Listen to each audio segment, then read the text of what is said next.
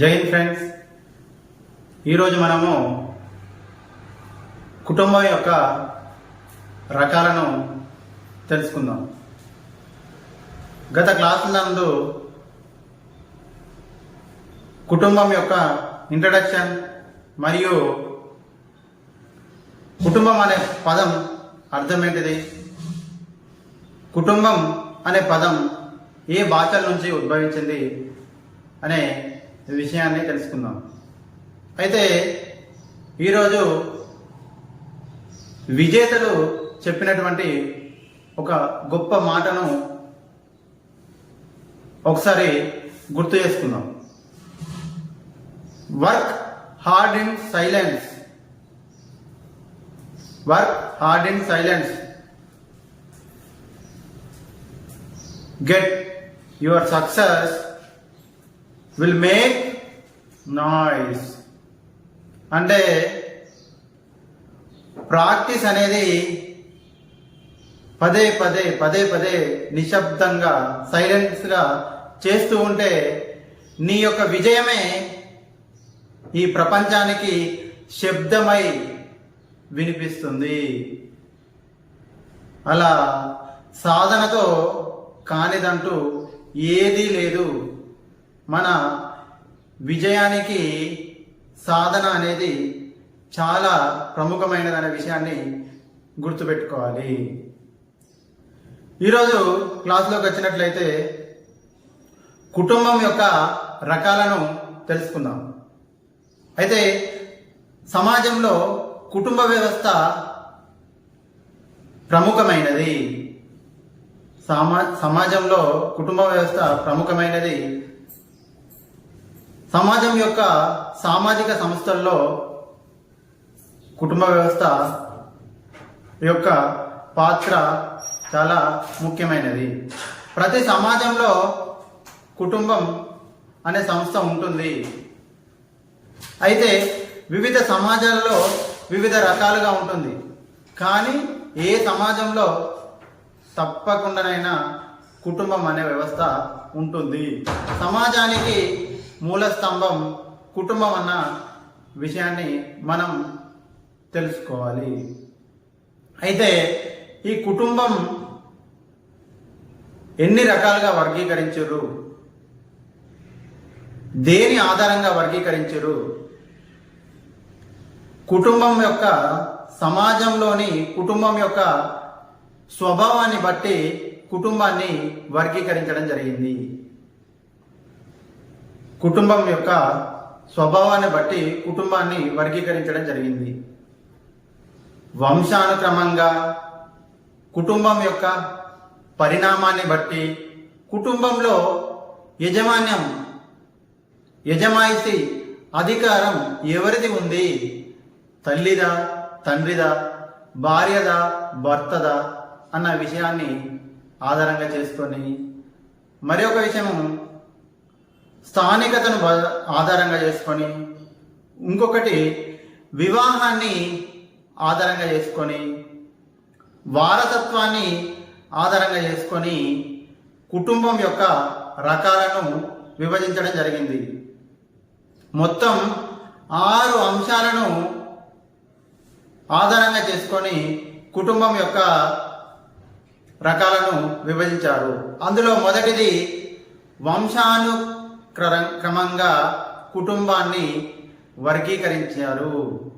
రెండవది కుటుంబం యొక్క పరిమాణాన్ని బట్టి కుటుంబాన్ని వివరించారు. మూడవది కుటుంబంపై యాజమాన్యం బట్టి కుటుంబాన్ని వివరించారు. నాలుగవది దంపతుల స్థానికతను బట్టి, అంటే భర్త కానీ, భార్య కానీ, తల్లి కానీ, తండ్రి కానీ ఎచ్చట వాళ్ళు నివసిస్తున్నారు అనే అంశాన్ని ఆధారంగా చేసుకొని కుటుంబాన్ని వర్గీకరించారు. వారసత్వ సంక్రమణ, 5వ అంశం, వారసత్వ సంక్రమణను ఆధారంగా చేసుకొని కుటుంబాన్ని వివరించారు. 6వ అంశము వివాహాన్ని బట్టి కుటుంబాన్ని వర్గీకరించారు. మళ్ళీ మొదటిది అయినటువంటి వంశానుక్రమంగా కుటుంబ వర్గీకరణ. దీనిలో మళ్ళీ 3 కుటుంబ రకాలు గలవు. మొదటిది పితృ వంశానుక్రమ వర్గీకరణ, రెండవది మాతృ వంశానుక్రమ వర్గీకరణ, మూడవది పితృ మరియు మాతృ వంశానుక్రమ వర్గీకరణ. పితృ వంశానుక్రమ అనగా తండ్రి యొక్క వంశం ఆధారంగా కుటుంబం వర్గీకరించడం. తండ్రిపై అతను ఆ కుటుంబంలో వంశకర్తగా భావించి అతనే అధికారం కలిగి ఉన్నటువంటి సందర్భంలో దాన్ని పితృవంశానుక్రమ కుటుంబం అంటాం. రెండవది మాతృ వంశానుక్రమ కుటుంబం అనగా ఈ రకమైనటువంటి కుటుంబంలో తల్లి వంశానుక్రమాన్ని అనుకరించడం. అంటే ఇందులో ఈ కుటుంబంలో తల్లి వంశకర్తగా అధికారం కలిగి ఉండడం జరుగుతుంది. మూడవది పితృ మరియు మాతృ. ఈ రకమైన అటువంటి కుటుంబంలో ఇటు తండ్రి వైపు నుంచి అటు తల్లి వైపు నుంచి ఇద్దరి వంశస్థులతోటి బంధుత్వం కలిగి ఉండి కుటుంబాన్ని నిర్వహించడం. పితృ మరియు మాతృ ఈ రకంగా వంశానుక్రమంలో మళ్ళీ 3 రకాలు. మొదటిది పితృ వంశానుక్రమం, రెండవది మాతృ వంశానుక్రమం, మూడవది పితృ మరియు మాతృ వంశానుక్రమం. మళ్ళీ రెండవది పరిణామాన్ని బట్టి కుటుంబాన్ని వర్గీకరించడం జరిగింది. మొదటిది వంశానుక్రమం బట్టి, రెండవది కుటుంబం యొక్క పరిణామాన్ని బట్టి, అంటే కుటుంబంలో ఉన్నటువంటి సభ్యులను బట్టి విభజించడం జరిగింది. ఈ పరిణామాన్ని బట్టి ఇందులో మళ్ళీ 2 రకాలు. ఒకటి ప్రాథమిక కుటుంబం, దీన్నే వ్యష్టి కుటుంబం అంటారు. ఇంగ్లీష్లో అయితే న్యూక్లియర్ ఫ్యామిలీ. రెండవది సమిష్టి కుటుంబం, దీన్ని ఇంగ్లీష్లో జాయింట్ ఫ్యామిలీ అంటారు, ఉమ్మడి కుటుంబం. పరిణామాన్ని బట్టి 2 రకాలుగా విభజించారు. మొదటి ప్రాథమిక లేదా వ్యష్టి, ఇంగ్లీష్లో అయితే న్యూక్లియర్ ఫ్యామిలీ అంటాము. రెండవది జాయింట్ ఫ్యామిలీ, సమిష్టి కుటుంబం. అయితే ఈ ప్రాథమిక లేదా వ్యష్టి లేదా న్యూక్లియర్ కుటుంబం అంటే ఏంటిది అంటే భర్త, భార్య మరియు వారి యొక్క సంతానం మాత్రమే ఇందులో సభ్యులుగా ఉండడం జరుగుతుంది. భర్త, భార్య మరియు వాళ్ళ యొక్క సంతానం ఈ ప్రాథమిక కుటుంబంలో సభ్యులుగా ఉండడం జరుగుతుంది. సమిష్టి కుటుంబం జాయింట్ ఫ్యామిలీ అనగా ఏంటిది అంటే తల్లి, తండ్రి, భర్త, భార్య, వారి యొక్క పిల్లలు, అన్న, తమ్ముడు, వివాహమైనటువంటి చెల్లె, తమ్ముడు, అక్క, చెల్లెళ్ళు, ఇలా 2-3 తరాలు కలిసి ఒక్కో నివాసంలో ఉండడం. వారి యొక్క సాధక బాధకాలన్నీ అందరూ ఆ కుటుంబ యజమాని పరిష్కరించడం జరుగుతుంది. దీన్ని జాయింట్ ఫ్యామిలీ అని, సమిష్టి కుటుంబం అని అనడం జరుగుతుంది. భారతీయ సామాజిక వ్యవస్థలో ఎక్కువ ఆచరణలో ఉన్నటువంటి, ఎక్కువ మంది ఆమోదం పొందినటువంటి కుటుంబం ఈ రకమైనదే, సమిష్టి కుటుంబం. మూడవది యాజమాన్యం ఆధారంగా కుటుంబాన్ని వర్గీకరించడం. ఇందులో మళ్ళీ 2 రకాలు. ఒకటి పితృస్వామిక కుటుంబం, రెండవది మాతృస్వామిక కుటుంబం. దీన్ని యజమాన్యం, కుటుంబంపై యజమాయిషి ఉన్నదాన్ని బట్టి విభజించడం జరిగింది. పితృస్వామిక అనగా ఇందులో పూర్తి అధికారాలు, యజమాయిషి మొత్తం తండ్రి చేతిలో ఉంటుంది కాబట్టి దీన్ని పితృస్వామిక కుటుంబం అని అంటాము. రెండవది మాతృస్వామిక కుటుంబం. దీనిలో పూర్తి యాజమాయిషి మరియు అధికారాలు, ప్రతి ఒక్క నిర్ణయం అనేది తల్లి తీసుకోవడం జరుగుతుంది. కాబట్టి దీన్ని మాతృస్వామిక కుటుంబం అంటారు. నాలుగవది దంపతుల స్థానికత ఆధారంగా కుటుంబాన్ని 5 రకాలుగా విభజించడం జరిగింది. అందులో మొదటిది పితృస్థానికత ఆధారంగా చేసుకుని ఉండేటువంటి కుటుంబం. రెండవది మాతృ స్థానికత ఆధారంగా చేసుకొని కుటుంబం నివసించడం. మూడవది పితృ మరియు మాతృ స్థానికత అంటే ద్వంద్వ స్థానికత ఆధారంగా కుటుంబం నివాసం ఉండడం. ఇందులో నాలుగవ అంశం మాతుల స్థానికత కుటుంబం. ఇది గుర్తుంచుకోవాల్సిన అంశం. మాతుల స్థానికత అనగానేమి అనే ప్రశ్న అడిగే అవకాశం ఉంటుంది. ఇది కొత్త పదం, మనం వినలేదు కాబట్టి ఇలాంటి యాంగిల్లోనే క్వశ్చన్స్ పరీక్షలో అడిగే అవకాశం ఎక్కువగా ఉంటుంది. తర్వాత నూతన స్థానికత కుటుంబం. స్థానికత ఆధారంగా 5 రకాలుగా విభజించారు. మొదటిది పితృస్థానికత, రెండవది మాతృస్థానికత, మూడవది పితృ మరియు మాతృస్థానికత, దీన్నే ద్వంద్వ స్థానికత అంటారు. నాలుగవది మాతుల స్థానికత కుటుంబం, ఐదవది నూతన స్థానిక కుటుంబం. మళ్ళీ పితృస్థానికత అంటే ఏమిటి అంటే తండ్రి యొక్క కుటుంబంలో అతని స్థానికత, అతను ఎక్కడుంటే అక్కడ కుటుంబం నివసించడం, దాన్ని పితృస్థానికత అంటారు. మాతృస్థానికత అంటే తల్లి వైపు నుంచి భార్య వైపున ఆమె యొక్క స్థానికత ఎక్కడుంటే అక్కడికి వెళ్ళి నివాసం అనేది కొనసాగించడం, అది మాతృస్థానికత.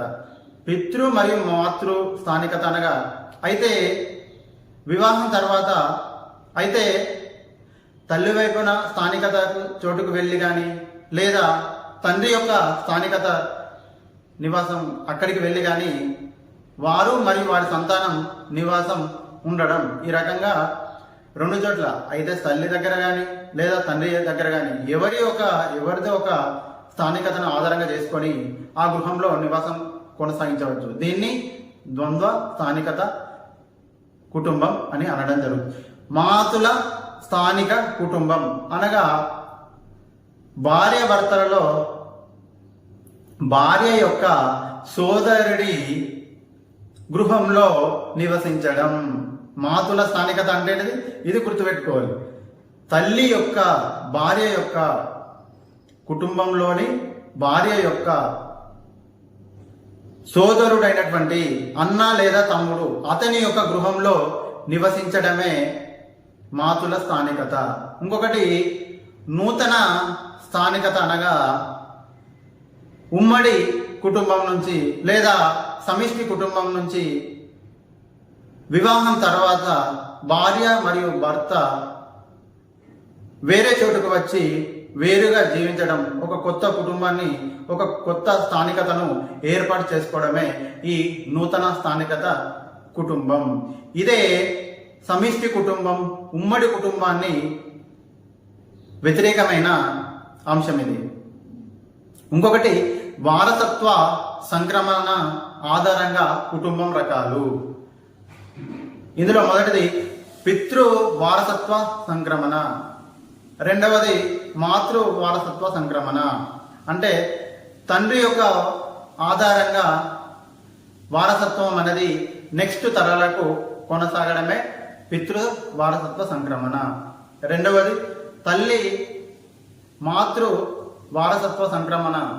తల్లి యొక్క వారసత్వం తన యొక్క తర్వాతి తరాలకు ఆమె వారసత్వం కొనసాగడమే మాతృ వారసత్వ సంక్రమణ అనడం జరుగుతుంది.